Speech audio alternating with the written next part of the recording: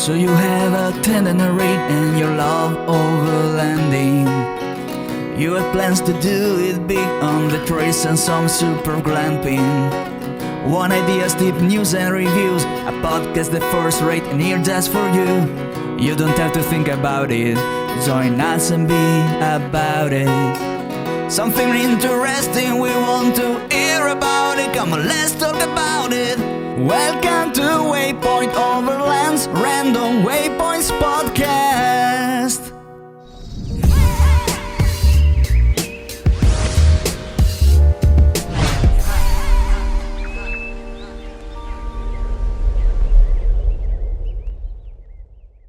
Sponsored by Midland, communication for every adventure. The industry leader in radio communication technology and innovation for over 50 years. Sponsored by MyMedic. Sponsored by Tembo Tusk. Sponsored by Shower Pouch. Sponsored by DeMoss Collective, mission built and made for mobility. Sponsored by BrewTrek. Sponsored by Hard Impact Designs. Always remember, the opinion you follow should be your own. Just consider the things stated here to be a second opinion from a complete stranger online. We flew to Africa, spent 2.5 months there, and then when we got back, we picked up our vehicle and have been all over North America, Mexico, and the United States. Okay. So, just a few months, and it's been tough. It's been really tough. A lot of unexpected financial expenses. You know, we think we're living in our vehicle, it's going to be cheap, but then we have to work too. You know, and that's the hard part. And we weren't really prepared for that section. Had to get a lot of Airbnbs so that we could have service, have internet, so we could make communication with people and send emails and make phone calls so we could do this. Right. So we could do this. Yeah, I don't think we were ready for being in different time zones and having meetings with people from the East Coast, Mid, and West Coast. Yeah. And it was really taxing, especially when we were in Africa. It was like, all right, you're how many hours out? Wait, are you on the East Coast or are you Midwest? Where are you at? So really trying to work that part of it ended up being its own challenge and always was a source of stress because we're trying to first find a place, the city that we could go to, or sometimes not even a city, it's just a town. And whether or not they had Wi-Fi and whether or not it was actual Wi-Fi. Or if it was just something that I could send a text message. Right. Like that can be defined as Wi-Fi. Yeah. Signal good enough to send a text. Yeah. But uploading an image or a file, that was all super challenging. Yeah. Not going to happen. Right. Not going to happen. And then from a relationship standpoint, I think we did the calculation and we have like 82 cubic feet that we're living in that we share. And although, you know, the world is our backyard, it's tough. It's tough because, you know, you're literally feet away from a person 99.9% of the day. And all the bodily sounds and the looks, you know, when you're in a house, when you have space, I might roll my eyes, I might do something, and it's not necessarily caught because I got space. But when I'm sitting right beside you every day, you see everything. What? What's wrong? Why you do that? So yeah. No, say what you got to say, homie. We had that long. And look, this is the virtual, I'm in my bedroom. Yeah. Right. You know, you put your earplugs in and that was it. You know, that was essentially how we would achieve privacy is put in our AirPods and it's like, I don't want to talk to you right now. And you put your AirPods in and, you know, you stay in that space for some time. Or honestly, it wasn't even that it was a matter of not wanting to talk, but it really did just become wanting to have some me time. And you just need your personal space. Yeah, you wanted personal space. And we just didn't realize, you know, being in a house, how much you can get personal space by just going into another room or going out on a walk, you know. But for us, it was something that was taken for granted, I believe, and really hasn't been talked about much for couples who are overlanding, what those challenges look like because you're not able to get as much me time. And you really do have to be intentional about setting aside time when I get to this place. I've got to go and do whatever I have to do to try to restore myself to bring balance, because if you don't, it starts to create more and more tension. Yeah. And then that tension starts to be a powder keg for nonsensical arguments and hardships and hard feelings. And so I feel like we spent the brunt of being in Mexico in that space. Well, what was your balance between, say, in the vehicle or in something other than the vehicle, like Airbnbs or whatnot? What was that? How did you find that balance? So we were probably 50% Airbnb, just because, you know, we couldn't go weeks without working, weeks without communication. So it was probably 50%, which is more than we wanted to do, but we just weren't prepared. So when we go back out next year, we're going to make sure we're equipped with the Starlink and all that stuff so that we can be a little more flexible and mobile and not always have to get a hotel or Airbnb just to work. Because the pockets just cannot afford it. The bank account is like, nope. Not gonna happen. Yeah, not gonna happen. So I heard some negative stuff. What have been the positives about the journey? The people. The people have been amazing. Very open, very warm, very receptive, very curious. So you guys are staying in this thing. And that's been super amazing. Yeah. Yeah. The countries that we checked out in Africa, we flew into South Africa. We stayed for a few days just to sort of decompress, get ourselves together. We had some amazing friends that lived there that we met in 2015 when we went. And they extended for us to stay with them and to help coordinate everything that we needed to do from their home. And Barry and Lorraine were just amazing for us. They were our home away from home, and nothing was lost. Nothing was lost. So we go into South Africa. We pick up a 2022 Toyota Hilux that had been slightly modified and outfitted to be an overlanding rig.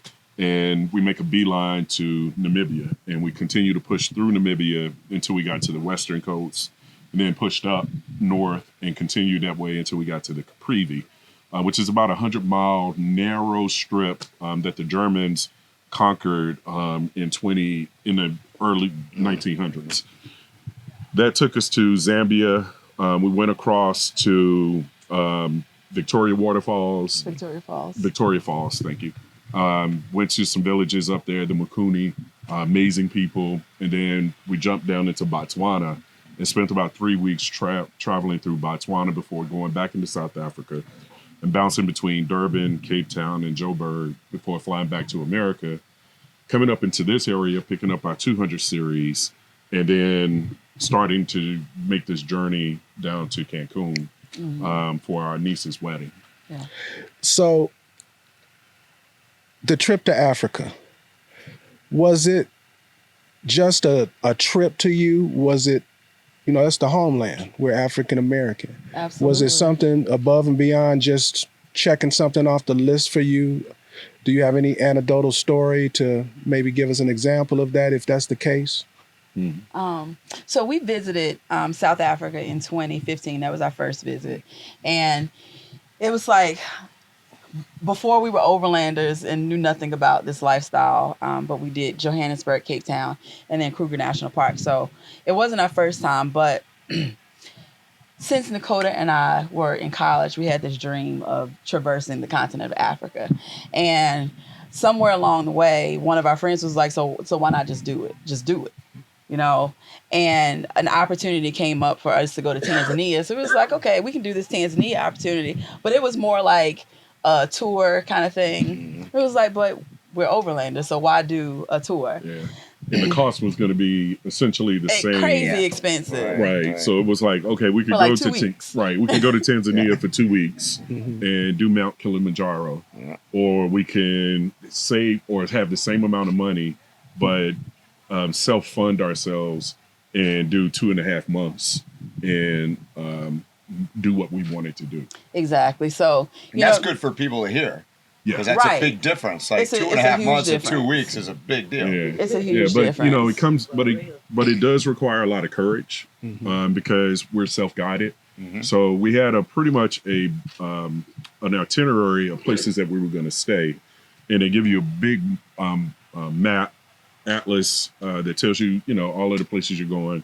And we were using Gaia electronic devices and all of those things to get to where we were going. But as far as like knowing or having a guide or any of that, it was none of it. But Africa is set up for overlanders.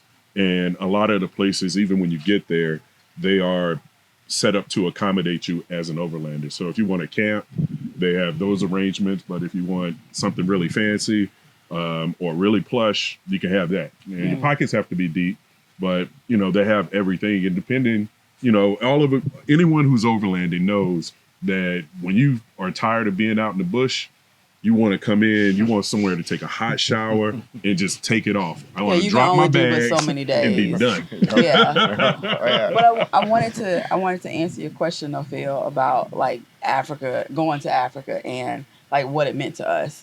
I don't think I knew what it was going to mean to overland Africa when we went, because we had already kind of been to we had already been to the continent, but doing it overlanding and being able to not just visit the cities, but all the small towns in between it. Like, when you travel from in the US, when you go between, say, Atlanta and New York, it's a whole bunch in between that you just don't get to see. And it's the same way when you travel anywhere internationally, but I mean, specifically in Africa, the cities are just so completely different from the remote villages. And to meet people who had never seen a Black American, who we were just something that they've seen on TV. Right. I was not prepared for that. Ever. For people to be inspired just by our presence, because I mean, everybody knows the history of America and slavery, and to be able to come back to the continent, that's huge. That's huge. It's huge for African Americans, period. But to see other people respond to us like, you came back, you came home, and to truly be received as family, I didn't expect it. No. And then, like I said, seeing Black people who had never seen us before, to have another Black person want to touch my hair, and it was mind blowing. Yeah. It was mind blowing, but it really has shaped how I see things here. Having people not being familiar with, a Black American, it's made me soften my perception of maybe a rural American that's not accustomed to seeing Black people. That person could be having the same experience. The same experience. I've only really ever seen Black people on TV, and we've had those situations. And as Americans, I think sometimes we look at it as African Americans and say, well, that's silly. Of course, you should have been and seen somebody Black. But how often have we seen Native Americans? How often have any of us actually had that kind of space? Mm-hmm. So in us understanding the possibility of not being a minority in that sense, we started to recognize that even as an American, it's unfair to have an expectation that someone should know who I am. So those were some of the things that started to become more prevalent the longer we were there, and really started to give us pause about what it meant to be an African American having the American experience. Mm-hmm. So we really, I think, changed a lot about our outlook, just in general, about what it means to be American. And many of those countries you went to, I found too, because most of them were colonized. Yeah. Mm-hmm. So they had their own internal struggles for sure. Absolutely. Yeah, and that was super tough. That was really tough, specifically in Namibia, to see the effects of colonization, and it was still there in a very real way. Mm-hmm. And what was so wowing was Namibia looked to South Africa for the blueprint for how they achieved freedom from colonization. Yeah. South Africa looked to America and what we did in the civil rights in the early 60s. So to look at them and see that in many ways, they were like, we were their superheroes. And now we've come back home was every single time, just, it would take your breath away to have the conversations and to have questions being asked about what it means to be American, whether you were going to stay, and if you were coming back, when. I still get messages on WhatsApp about when are you coming back and what does it look like. So that I think was the most riveting aspects of traveling there. I like that. So from talking to you on camera and off camera, I've come to the conclusion that you guys transitioned from being tourists to travelers, and you value immersion in the culture that you're at. Yes. Do we have an agreement? For the audience and people listening, could you express the value of immersing yourself in a culture as opposed to visiting a culture? Yes. The more time you spend with the culture, the more you start to understand the nuances of it, right? But fundamentally, what we've seen as travelers, global citizens, if you will, is everywhere births, weddings, deaths, and like graduations, all of those kind of benchmarks, moments, milestone moments in people's lives, everyone celebrates them. Every single one celebrates them, or they mourn them. And what you start to see are the intricacies of those relationships in those families and how they do it. Because, what is the Mexican 15-year-old girl birthday called? Quinceañera. Yeah, that is very cool. And I was really hoping that we would have the opportunity to see it, because in having those intimate moments, you really start to recognize what you have at home and what these experiences are when you're at home and why they're so endearing. And I think that the longer you are immersed in another culture, specifically for us as minorities in America, to go to another country and our skin makes us a majority, we no longer are seeing it through the eyes as a minority. And that was a game changer as well, because I'm no longer able to qualify myself in a country, even though I'm still a minority because I'm a visitor, but someone's looking at me from the hue of my skin and it's like, you're from somewhere on the continent. Where? And that's it. So I think it changes and helps you to become more sympathetic and empathetic to other humans, regardless of where they're from. Yeah. But I think traveling versus being a tourist, being a tourist is all about having fun, going and seeing and doing. But when you're traveling and really immersing yourself in the culture, it takes a level of effort, like to try to learn the language. And in Namibia, it was really hard because they don't have a national language. Language is very regional. So almost every other day we're having to start over. Like, okay, how do I say hello here? Whereas in Botswana, they have a national local language, Setswanan. So we were able to practice and be more consistent. But it's hard. And I think I had a lot of compassion for also people who immigrate to the United States and learn languages quick. I've been here 6 months. I learned English. I learned your language. And me, I'm fumbling. Yeah. So I just think going and traveling and really immersing yourself in a culture and experiencing how people do things and why they do them and learning, it just makes you a better person. And not as judgmental. We had an experience with a traditional healer when we were in Africa. And stereotypically, it's like a witch doctor or, something like that. But it's, a really good experience. Mm-hmm. So it just really reframes how you think about things when you immerse yourself into the culture. So, long answer. So let's talk about coming back to the stateside in Mexico. How about those travels? You guys are laughing. So coming back to the States was really hard first, because when we left, we were we were kind of forced to disconnect. When we left, Omicron was the was just the variant was that the was coming variant out. that was just coming up. Russia had just invaded, and it was all these things. And there's all this stress because that's what you hear on the news and Instagram and TV, and it's just stressful. But you go away and you don't have to think about it because you're not being bombarded with it every day. But as soon as we get back to the U.S., but even in Africa though, it wasn't a big.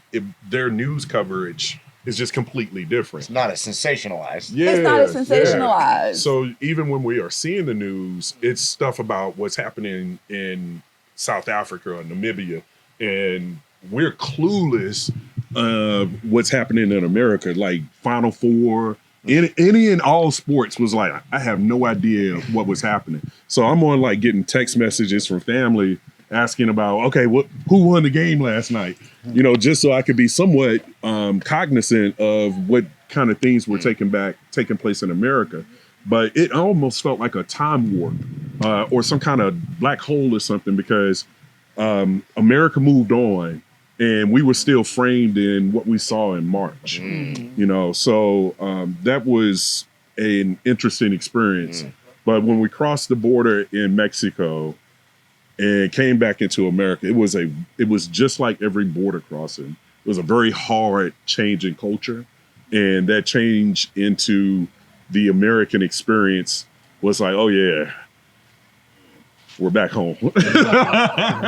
And you're starting to see some. Elaborate on that a little bit. Is that a positive or a negative? Some parts of it were definitely positive. Other parts were not so much. You know, Americans have become more isolated and less friendly, and even more so than when or at least we have been conditioned to think it was somewhat friendly when we left. But when we came back, it felt like people were very separate. And although we were in Mexico and we were certainly felt like outsiders, we didn't feel ostracized or like I'm not interacting with you intentionally. So that was a really big thing. But then being able to get back into the food scene and be able to go to see movies and all of that stuff. It was just, those things were, you know, good moments. Because there were so many things that we missed about being home. Or being in the United family, being in the same time zone with people, you know, getting to communicate easily. Easier. Right. Lemon pepper wings in Atlanta. You know, it was tough. Because everything changes. The things that you like to do, the things that you like to eat, you can't get those things. And you really have to adjust and adapt. Yeah. Never thought I would be tired of tacos. But I got tired of tacos. It's like if I get one more taco. What else is on the menu? Cravings for American stuff that you don't normally even want. Right. I just want pizza, some chicken wings, some grits. Sonia was on this grits thing, and it just became more and more. She's like, I just gotta get some grits. It's like, when are we gonna be somewhere I can get some grits? The first thing I bought at the grocery store when I got back to the country was grits. And I didn't cook them right away, but I was like, I need to have them. So the next time I'm in a house, you know, in 4 walls, I can cook them and make them all nice and creamy and steamy and buttery and Yes, ma'am. ain't nothing like home but a good hot bowl of grits. Yeah, she was fiending. I was fiending. Yeah. All right, so if you could go back, I'm sure there's plenty of things that you could change, you would change, or you do differently. What's one thing that you would do differently if you went down this journey again? Stay longer. Stay longer? No, I mean, as far as going from becoming corporate world sort of tied down to a home and going on the road, sort of a nomadic experience. Like what would you change in the transition? I guess, right, Phil? I mean, that's exactly what I'm saying. I don't think we need the vehicle that we have. It's overkill. You know, when you talk about traveling, we're talking about this thing as overlanders, and what do you need the vehicle to do? And there were certainly a ton of places that we went that we knew that the capability of the truck was what got us there. You know, 5 days on the beaches in Todos Santos. You know, we don't have a beach to ourselves. We have an entire coastline to ourselves for 5 days. I think we saw like one vehicle the entire time we were there. And that was a function of what the truck gave us. But 90% of the time, you know, we were mostly on highway. You know, you get off trail or you get off road to get to a destination or to play. But when you're overlanding, your vehicle is your home. And you can't just get out there yee-hawing and mess around and either get stuck, which you're going to be very much alone, because who are you calling? Right. You know, when you're in Mexico and you're out somewhere in the Baja, there's one, can you even make a call? That would be the first part. And then two, who would that be and how long would it be before someone could even get to you? You know, you could be really in life-endangering situations. I know we were. But for the most part, when we weren't in those particular scenarios, it was just highway. And it's like, I don't know that we would need all the things in the Land Cruiser to do North America. Going back to Africa, certainly. I think that the Cruiser is built out for the punishing roads that Africa has, you know, but I'm glad you bring that up, because like that's sort of, we talk about that a lot. Phil and I talk about that sometimes, like the definition of overlanding, and I think a lot of people mistake that for off-roading or something else, and that's not really what it is, right? Exactly. Yeah. Exactly. It's vehicle dependent travel where the focus is on travel. You know, you don't need the big souped up vehicles. You just need an adventurous spirit and to be flexible.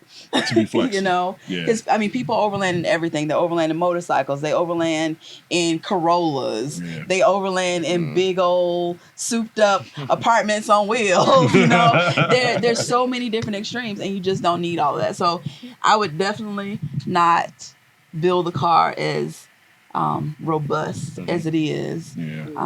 So I should do the helicopter thing? You know, you can never go wrong with a helicopter. Highly recommend helicopters. Exactly. But you know, I don't know if I would change anything about the experience other than the vehicle build. I think the getting there is the tough part. You know, how you get there, there's not really a right, wrong way to do it. There's always going to be hiccups. There's always going to be unexpected things. And I know we experienced some amazingly unexpected things that I would have never thought we would have dealt with. And if I could change it, if I had the ability to change it, I would. But I mean, a lot of things are just outside of your control. And I'm specifically talking about like our home refinance process and getting our home devalued and all that stuff. If I could go back and change history, that is what I would do. Okay. And because that would have made our process so much smoother. I totally get it. Yeah. That was, I think, super tough. And the American experience, specifically for African Americans, we were, at the time, we had wanted to leave a year ago, but we went through the process of refinancing our house, and we ended up in this situation where the home appraiser devalued the house, and then the bank co-signed on the devaluation. Yeah. And so we hadn't been able to really talk about it because it's still under investigation, and I'm not going to go much further than that. But that added a degree of stress that became another one of those things that unnecessarily wears on you as a human. Right. And it's really tough to want to be proud as an American when you feel like you're always being punched on, no matter how good you are or whatever it is that, you walk the line. Like, over my entire 49 years, I've had like 3 speeding tickets. None of them are on my record because they weren't really ever anything significant, but top secret clearance. And, you still, it's like, what is it that I can do to say I'm American? Right. So to go out into the world and you're in Africa or you're in Mexico, they don't see me as African American. Not at all. Not at all. You are 100% American. Just American. And it is one of those things that you start to recognize that the world really does just acknowledge us as American. and what is it that we want to say about the American culture.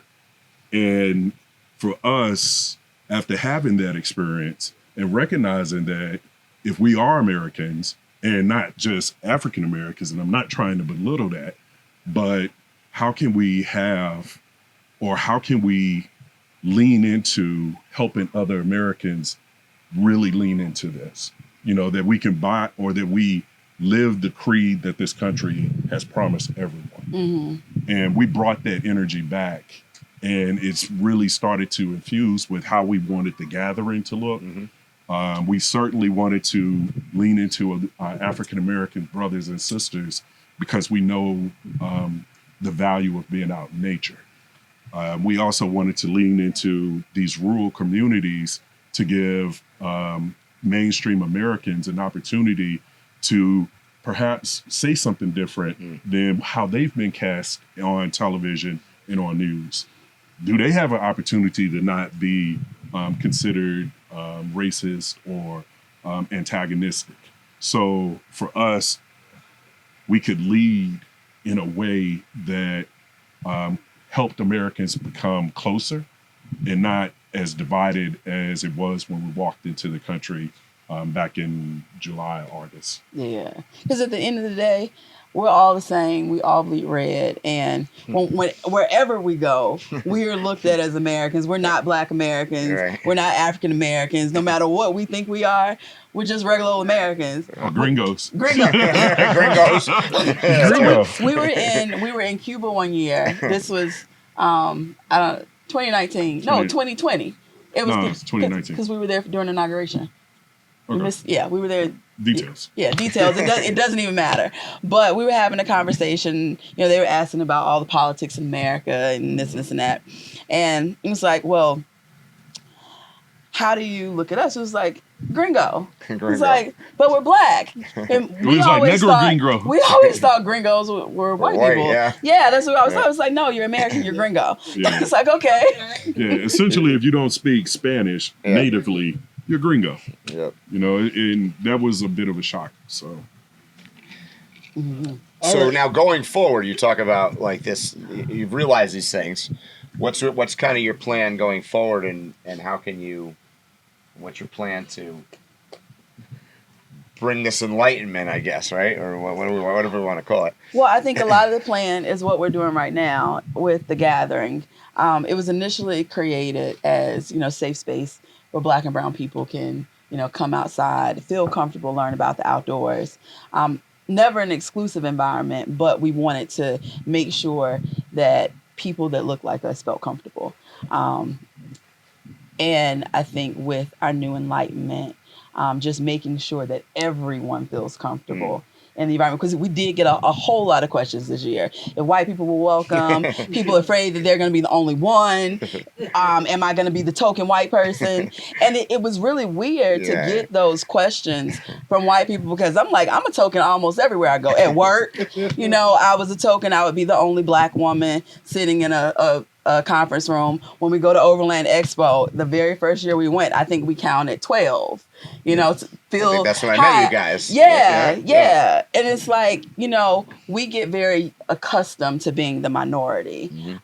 But, inviting other people in and making sure that everyone is comfortable being a minority. Yeah. Because I think if you experience safe space in the concept of being a minority, then you start to understand how you can help create that safe space. I think I was talking with someone about that they felt like even though they were in Mexico, they didn't feel like they were a minority. And I was like, well, I don't know what your experience was, but leaning into being a minority helps you to grow wherever you go, and then you can start to see what it looks like for other people in your own country and how you can help them when you go, because you know how you felt when you were in Bolivia, or when you were in Chile, and now it's like, okay, I get that. I know that I was looking for other Americans. It was just like super geek that I ran into an American and was able to, have a conversation with them. So what does that mean when I see two Black people show up at an Overland Expo event? should I, I don't think you need to go and introduce us. I think we'll find each other. I'm fairly sure of that. But to, understand that joy is embedded in the same type of joy that you would have had when you were in another country, I think starts to help soften the hearts of everyone. And the thought really is to lean into the experiences of every person, because fresh eyes, old eyes, still are different eyes on whatever it is. And that perspective is valuable. And for us, to go out here and look at some of the rigs that we've never seen, I'm learning. But I also want to encourage people to feel comfortable learning, because the more curious you are about things that you're unfamiliar with, the less likely you are to judge it in a negative light. So true. Yeah. So true. So I want to ask a question of you that I think maybe some of the audience members want to know, that probably everybody up here has gotten this question many, many, many times. Now that you've been overlanding and you've been doing it full time for now, give me the 3 most valuable pieces of gear that you think is in your rig, whether it's the rig or tires, refrigerator, a electric blanket, whatever that may be. Just 3. Just 3. Well, you got more than that? Hey, you can keep going. You can keep going. Absolutely. So, my first one is easy. Most essential piece of equipment for me, camping, overlanding, whatever, is my portable toilet. I don't go outdoors for multiple days without my portable toilet. I don't care what the situation is. You want to do the second one? Headlamp. Clutch. Right. It's hard enough to find stuff, in the dark or in the light, but then you get it in the dark, forget it. Yeah, and I hate holding a flashlight in my hands, because that's just one less hand I have. So having a headlamp really does help me once the sky goes dark, And a third, I would say a really comfortable mattress. Like something just really comfortable to sleep on. The sleep because system. if you can't get a good night's sleep, if you're tossing and turning every night, like, why am I doing this? Like, really, why am I doing this if I can't go to sleep at night? Yeah. So make sure whatever you're sleeping in is comfortable. Yeah. That you have to, whatever you get, like a tent, whatever kind of tent it is, because this is your shelter, whatever that shelter is, to make sure that it's wind element proof, buys you sanity in bad weather, bad conditions. You need to be able to get out of the elements to whatever degree that means. So a great tent is essential piece of gear. Did you guys find like there were certain things that would just irritate you to no end and correct them? Because I know for me, there's certain things over the years, and some of them could be really small things that would drive you storage. Yeah. Storage. Living in your house is hard to keep it clean. Living at 82 square feet is really, really hard to keep it clean.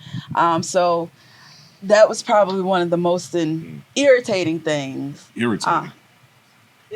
Maddening. Maddening. Yeah. Storage is probably one of the most irritating things. Just figuring out where things go, where everything fits, how you can get to everything easiest. Most irritating. And I imagine you repacked probably 3,000 times. Yeah, every day. Yeah. Every time we move that truck, it's a pack out. If we land or stay at wherever we stay, as soon as we start unpacking, the truck never no pack was ever the same, no matter if nothing changed. And it drove us bananas because we overpacked the truck when we left, because we honestly didn't think we were trying to take all of the things, but we certainly took all of the things, and we couldn't get to anything. And because we couldn't, it was just argument after argument about where is it? I don't know. And then you look and it's like buried behind 10 boxes. And it's like, why are all these boxes here? Yeah. And then you don't use something because it's too much of a pain to get to, right? Exactly. Yeah. Like I think probably our first 5 days in Mexico we didn't cook because it was too difficult to get to everything. Yeah. And it's like I have to take everything out and I have to put everything up and we were moving every day. So it's like I can't do this. Yeah, we ended up donating gifting a lot. Like we made like, a lot of people happy. Yeah. Like we overpacked food. We had this whole bin of dry goods. It was severely overpacked. We ended up donating it. And yesterday during Jennifer Farr Davis's class, she's a backpacker. And it seems weird. You talk about people backpacking for months with everything that they need on their back. And we're complaining about having a whole vehicle with everything that we need. But one of the things that she said is that we pack our fears. You know, so you think about the things that you're afraid of. You're afraid to be hungry. You're afraid to be wet and cold. You know, you're afraid of all these things. So you pack contingencies, contingency upon contingency, and then you end up overpacking. And after she said it, I thought about it and I was like, yeah, I packed a whole bunch of food. And I realized food is cheap in Mexico. I'm not going to be hungry. This is the last place I'm going to be hungry. So you know what? Let us gift. It was actually Nakota. Nakota was like, Sonia, we don't need all this stuff. And I was like, no. I was still afraid. But once I realized it, I was like, you know, I can let this go and we can bless someone else. Okay, you're right. I surrender. Yeah. So let's look at that from another angle. Most of us pack we at least have one luxury item. What's that luxury item that you guys have that you really don't need but you really want? So mine, I'm gonna give a shameless plug here. My friend Latoya Montgomery and Sovereign Soul Medicine, she makes these amazing candles that relax me and soothe me and make me feel at home. And she gifted me with 3 candles when I left, and I carried them in my bag, and everywhere we got to an Airbnb, I burned one as an opportunity to have some, some self-care. I get you. And every time I've seen her, she's given me candles so that I can carry on the journey. And that's my luxury item. I don't know that I could say that I have a luxury item. We do have one item that we have been carrying that is luxurious. It's a bottle of Ace of Spades. And it was gifted to us as an anniversary gift, and we were told that we would know when to drink it. Yes. And that bottle has bounced around with us, doing absolutely nothing but consuming space. Yeah, because we haven't had the moment. Exactly. Yeah.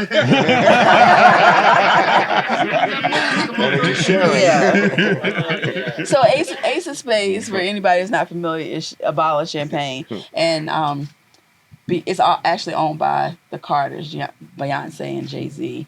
But Nakota and I, one of our just things that we do, we always keep a bottle of good champagne, not like the cheap sparkling wine. We keep a bottle of good champagne on hand at all times. For the good or the bad, the best of times, for the best of times and the worst of times. And we did it when we were at home. We always had like a bottle of Vouv or something in the cabinet. If it's really, really good, we're gonna celebrate. If it's really, really bad, you know what? We still gonna celebrate because it's gonna be better tomorrow. Yeah, and that's something that when we decided to leave, we decided to carry this bottle of champagne with us, and it's still with us. So although times have been really, really hard. It hasn't been hard enough to pop. And we've had some really, really good times, but not quite good enough to pop. So that's a luxury item. That's a luxury item. Me and your mama I love had that. last night. We snuck in. Okay. It's already gone. No, you didn't. So if you guys don't mind, I'm going to offer up the chance for somebody in the audience to ask you a question. Sure. Does anybody have a question they want to ask? I've been dying to ask you. On the mic. Okay. I was curious. NIMBIA, whatever you said. What was that before they broke away from Europe, like back in the 1900s? What country was it? Was it like the Ivory Coast, or was it It was, I think it was considered like Western South Africa. Yeah. Western. Oh, it was that far down south. Oh, Yeah. okay. I was thinking. Okay. So right above South Africa is Namibia and Botswana. Okay. It's Western South Africa. Yeah, and it was Western South Africa. Okay. I was just curious about the colonialization and all of that. I was just curious. Yeah. Thank you. Does anybody else have a question? Yeah, I got one.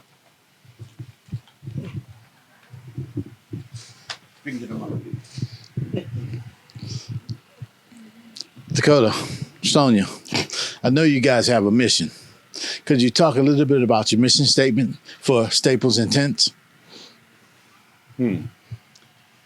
So our mission, and you just caught me cold because normally I can tell it to you, but I mean, at its core, is to bring diversity to the outdoors by creating positive imagery of Black and brown people outdoors to show that we thrive in these spaces.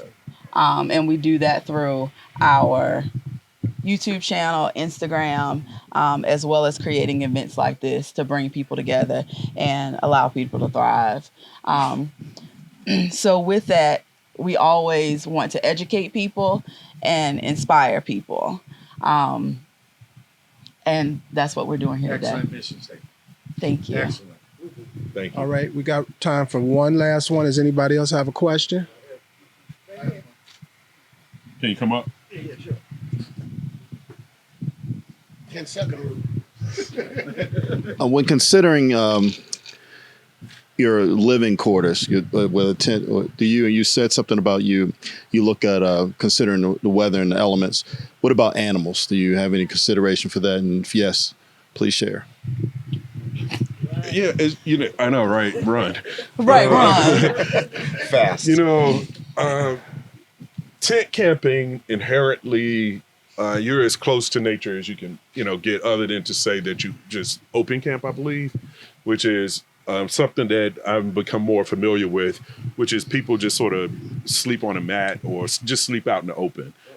So it's a thing in and of itself. And then, of course, you have hammock camping and then tent camping. And for us, the animals have not been so much of a thing. I think they see the vehicle as a complete structure. And so it's not something that they're looking at, and it's specifically in Africa, it's just a structure. And as long as you don't have your body hanging out windows, which is, how people end up getting chomped on, is they go and they get excited. It happens so casually. When we first went to Africa in 2015, we get off the airport when we were heading out to Kruger, and within 3 minutes of leaving the airport, there's a huge giraffe just walking down the side of the road. And the first thing we did was let the window down and was like trying to stick a hand out to take photos.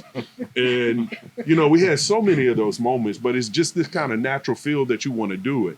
Well, every time you do that, you're really putting yourself at risk if it's a apex predator that's around you.